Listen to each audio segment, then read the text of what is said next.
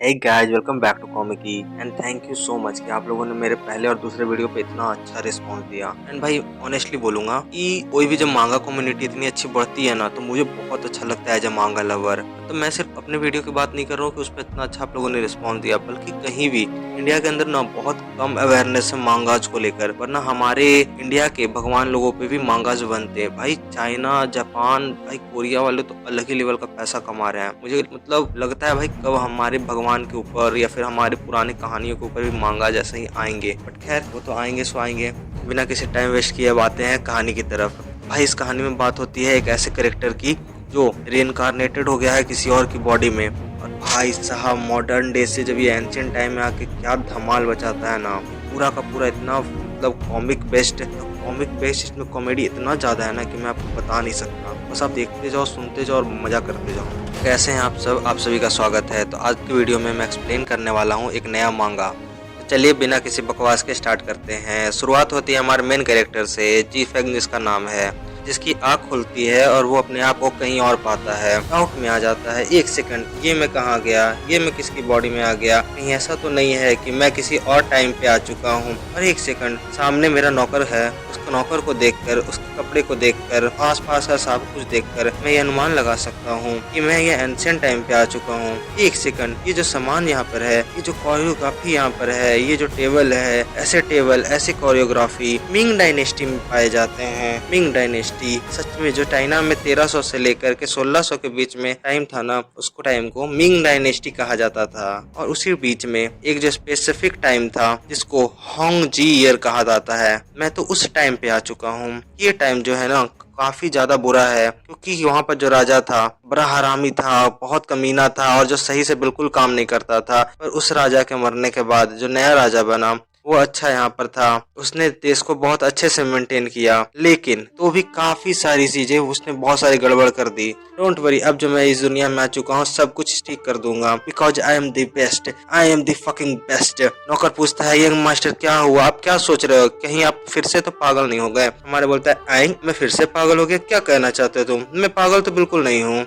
लेकिन क्या? डॉक्टर बोलता है, नौकर बोलता है डॉक्टर आ गया। डॉक्टर बोलता है जल्दी से इसका हाथ पकड़ो, मैं इसका भी इलाज कर देता हूँ। हमारे मेन कैरेक्टर बोलता है रुक भाई, अरे अरे अरे रुक रुक, अरे क्या, अरे भाई एक मिनट, एक मिनट रुक तो सही। हमारे डॉक्टर बिल्कुल भी रुकता नहीं है, वो सुई निकाल लेता है। हमारा डॉक्टर बिल्कुल भी रुकता नहीं है, वो सुई निकाल लेता है। बोलता है आपका जो पागलपन है ना वो मैं अब भी बिल्कुल ठीक कर दूंगा। हमारा मेन कैरेक्टर बोलता है मैं पागल हूँ? मैं पागल नहीं हूँ, मैं पागल नहीं हूँ, मैं पागल नहीं हूँ। डॉक्टर बोलता है हर पागल ऐसा ही कहता है, मैं वो पागल नहीं है, विश्वास तो कीजिए आप पागल ही हैं यहाँ पर। और ये वो लीजिए, ये करके बोलता है, सुई जो है वो घुसेड़ देता है उसके दिमाग में। मेन कैरेक्टर हमारा बोलता है कि मैं पागल नहीं हूँ, रुको सालो। और मतलब भाई इतनी जोर से वो चिल्लाता है ना, लेकिन बाकी वो लोग सब पकड़ करके उसका जबरदस्ती इलाज कर देते हैं, पूरा उसके दिमाग में सुई घुसार देते हैं। डॉक्टर बोलता है कि देखो पागलपन का कोई इलाज नहीं है। मतलब उसके नौकर को बोलता है मैंने थोड़ी देर के लिए तो इसका इलाज कर दिया है सुई डाल करके, पर ये पूरी तरीके से परमानेंट इलाज नहीं है, ये थोड़ी देर के लिए बस शांत हो जाएंगे पर ठीक नहीं हो जाएंगे। नौकर बोलता है ऐसे मत बोलिए, हमारे मालिक के इकलौते बेटे, अगर ऐसे कुछ हो गया ना तो ना जाने मालिक का क्या होगा, उनकी बीवी भी नहीं है। मालिक डॉक्टर बोलता है कि चिंता मत कीजिए, कुछ नहीं होगा, बस ये पागल ही रहेगा जिंदगी भर। और इसका 1 महीने तक टॉर्चर किया जाता है हमारे मेन कैरेक्टर को। हमारा मेन कैरेक्टर बोलता है साला मैं इन लोगों को कितना समझाऊं, कितना बताऊं बे कि मैं कोई पागल नहीं हूँ, ना ही मैं तो बीमार हूँ। रोज वो डॉक्टर आ जाता है और वो हमारे मुंह के अंदर सुई घुसड़ देता है हमारा। लेकिन एक बात तो है, मुझे 1 महीने में समझ में आ चुका है कि हमारा बाप जो है साला 1 नंबर का देश का जनरल है, और मैं उसका बेटा हूँ जो कि एक नालायक अमीर बाप की बिगड़ी हुई औलाद है, जो कि काम नहीं करता बल्कि कामसूत्रा में लगा रहता है, कोठे में लगा रहता है, बाप के पैसे उड़ाते ही रहता है। अरे यार तभी तो लोग साला मुझे पागल समझ रहे हैं, तभी तो सर मुझे समझ में नहीं आ रहा था कि आखिर हुआ क्या, दिक्कत क्या है। साला जब से मैं इसकी बॉडी में आया हूँ मैं स्मार्ट बन चुका हूँ, इसीलिए लोग साला इस तरह से मुझसे बिहेव कर रहे हैं। अब मुझे स्मार्ट आदमी जैसा नहीं, बिल्कुल एक खुसट व्यक्ति जैसा बिहेव करना चाहिए। नौकरानी आती है, बोलती है यंग मास्टर अब जग गए। बोलते है ये क्या बात है कमीनी, टाइम क्या हुआ, टाइम बता। और पूरा उसके ऊपर चढ़ जाता है और नौकरानी डर जाती है कि ये क्या हुआ अचानक से। यंग मास्टर को पूरा डर जाती है। हमारे मेन कैरेक्टर भी सेट, यार मैं कितना मतलब बुरा बन चुका हूँ, मतलब हमारा कैरेक्टर जो है मॉडर्न जमाने से आया होता है ना, तो उसके पर्सनल एथिक्स वगैरह होते हैं, तो बोलता है यार ये मैंने ठीक नहीं किया, बेचारी को मैं रुला रहा हूँ, बिल्कुल ठीक बात नहीं है। फिर वो नौकरानी की तरफ देखता है कि नहीं मुझे ये करना पड़ेगा, अगर मैंने ऐसा नहीं किया तो फिर साला वो पागल डॉक्टर आएगा और मेरे दिमाग में सुई घुसेड़ देगा। फिर वो नौकरानी की तरफ देखता है, उसको पकड़ लेता है, अपनी बाहों में खींचता है और बोलता है ओह चिकनी चमेली बड़ी क्यूट लग रही हो चलेगी क्या सर? लेकिन मुझे ये करना पड़ेगा, इसलिए बिल्कुल सेक्सी वे में कहता है चिकनी चमेली बड़ी क्यूट लग रही है चलेगी क्या मेरे साथ बिस्तर पे? नौकर खुश हो जाता है, मालिक ठीक हो गए, मालिक ठीक हो गए, मालिक ठीक हो गए। हमारा कैरेक्टर उसको एक लात मारता है कि साले मैं कभी बीमार बिल्कुल नहीं था, तुम लोगों ने साले मुझे बीमार कर दिया था, साले तुम लोगों ने मेरे पागल की तरफ, साले तुम लोगों ने मेरे दिमाग में सुइया घुसेड़ घुसेड़ के मुझे पागल कर दिया था, मैं कोई पागल वागल नहीं हूँ, समझ में आया तुम्हें? हमारा नौकर बिल्कुल रोने लगता है। हमारा मेन कैरेक्टर बोलता है साला शिट, लगता है मैंने गलती से ज्यादा जोर से मार दिया, लेकिन क्या करूँ यार, ये लोग नौकर जो है ना डॉक्टर के साथ मिला हुआ था, मिल करके दोनों मुझे पागल बना रहे थे। हमारा नौकर खुश हो जाता है, बोलता है मारो जितना मारना है मारो, आप जो ठीक हो गए ना, आप लोग को देख करके मेरी आंखों से खुशी के आंसू आ रहे हैं, खुशी के आंसू आ रहे हैं। हमारा मेन कैरेक्टर बोलता है अच्छा खुशी के आंसू हैं, तब तो साला ठीक है चल। फिर हमारा डॉक्टर को देखते हैं कि जो कि पूरा दम लहराते लहराते आता है, डोंट वरी पकड़ के रखो उसको, मैं फिर से उसके दिमाग में सुई डालूंगा, उसको ठीक कर दूंगा। हमारा मेन कैरेक्टर बोलता है साले निकल जाए यहाँ से, मैं यहाँ तेरे, हमारा मेन कैरेक्टर बोलता है साले डॉक्टर निकल जाए यहाँ से, वरना मैं तेरे को पकड़ के तेरे अंदर बाम्बू डालूंगा और फिर वहाँ दूसरी तरफ से निकालूंगा।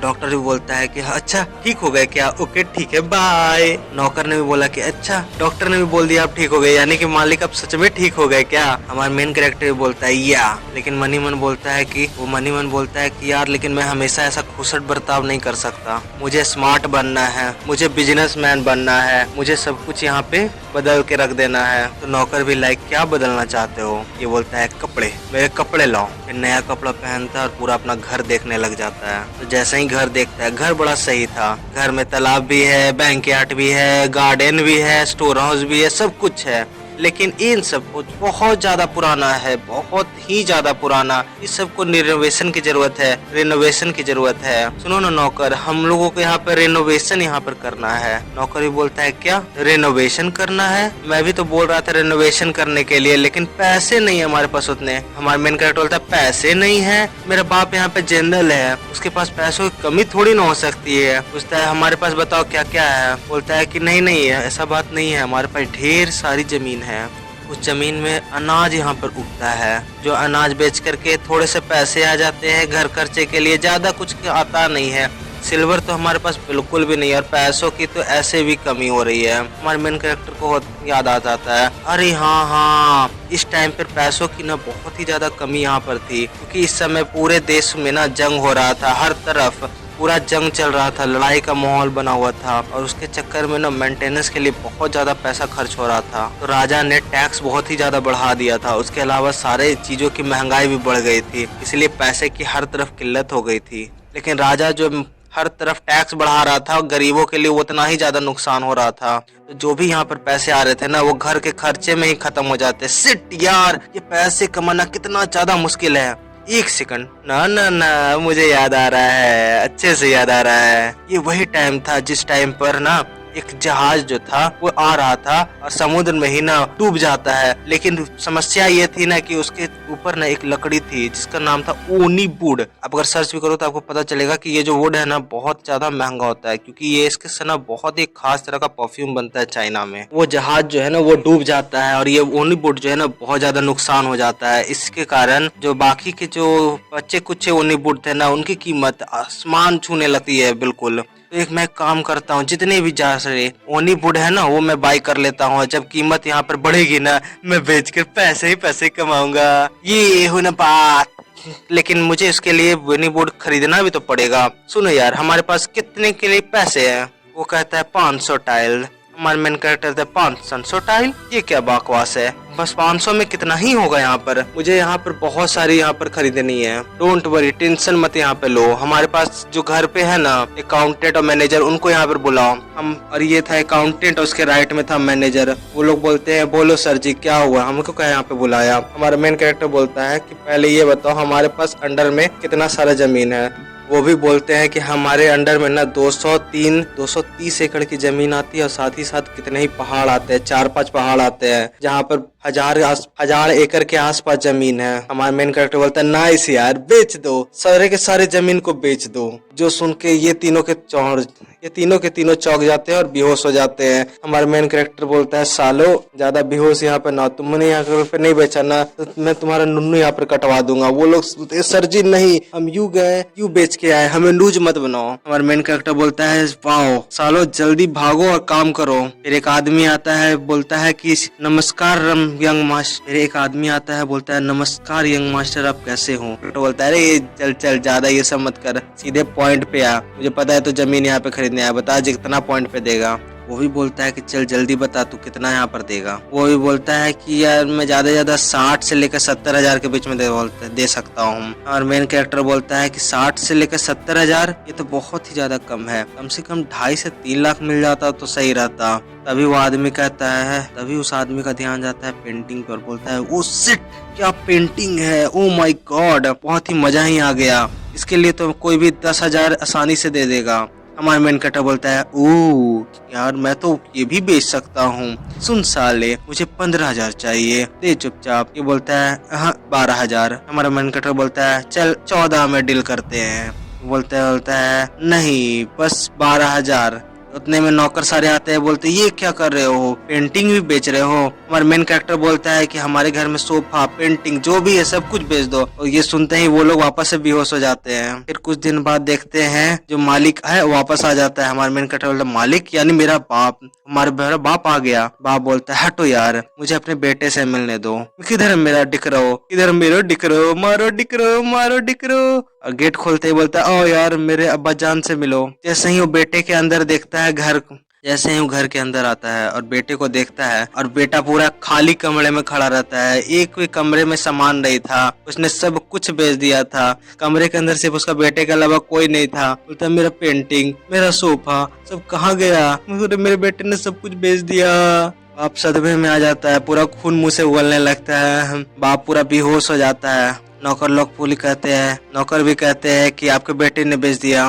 बाप खड़ा हो जाता है, ओ मेरे बेटे ने बेचा, बेचने दो, कोई बात नहीं बेचने दो, बस मेरा बेटा ठीक हो गया ना ये मेरे लिए काफी है। हमारे पास कई एकड़ जमीन है यहाँ पर, और भी हमारे पास कई एकड़ जमीन है, हम लोग और भी ऐसे कई सारा सामान खरीद सकते हैं। हमारे नौकर भी बोलते हैं ओ कई सारा जमीन। नौकर बोलते हैं किसने सारा का सारा जमीन भी बेच दिया। बाप पूरा सदमे में आ जाता है, क्या तूने सारा जमीन भी बेच दिया? हमारे मेन कैरेक्टर बोलता है अरे बाप रे, मेरा बाप जो जनरल है, लेकिन बात बात पे वो सदमा लग रहा है उसको। सामने से उसको समझाया भी जाता है अरे मालिक जी शांत हो जाइए, इतना टेंशन मत लीजिए।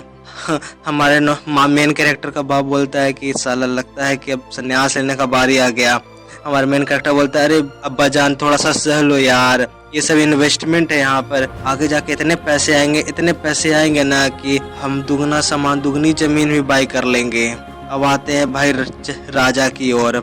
राजा का ना एक बेटा भी यहाँ पर था। राजा बोलता है बेटे मेरे बेटे मैं तुझे इतने समय से पढ़ा रहा हूँ, लेकिन तुझे बस तब से बस ABCD ही आया, मुझे तो ABCD के आगे EFGH भी नहीं आया। तो कितना नल्ला है यहाँ पर, तो पढ़ाई पे ध्यान क्यों नहीं देता? उसका बेटा बोलता है अब्बा जान मैं समझ गया। राजा बोलता है क्या समझ गया? हाँ क्या समझ गया? तू प्रिंस है और आगे जाके तू ही नया राजा बनेगा। ये कहता है हाँ यार ठीक है समझ गया। राजा बोले समझ गया साले, हाँ क्या समझ गया? तुझे कल को देश संभालना है पूरा का पूरा, लेकिन तुझे तो यहाँ पर पढ़ने लिखने भी नहीं आता, पूरा देश कैसे संभालेगा? फिर कहता है या समझ गया। वो बोलता है या अब्बा जान समझ गया।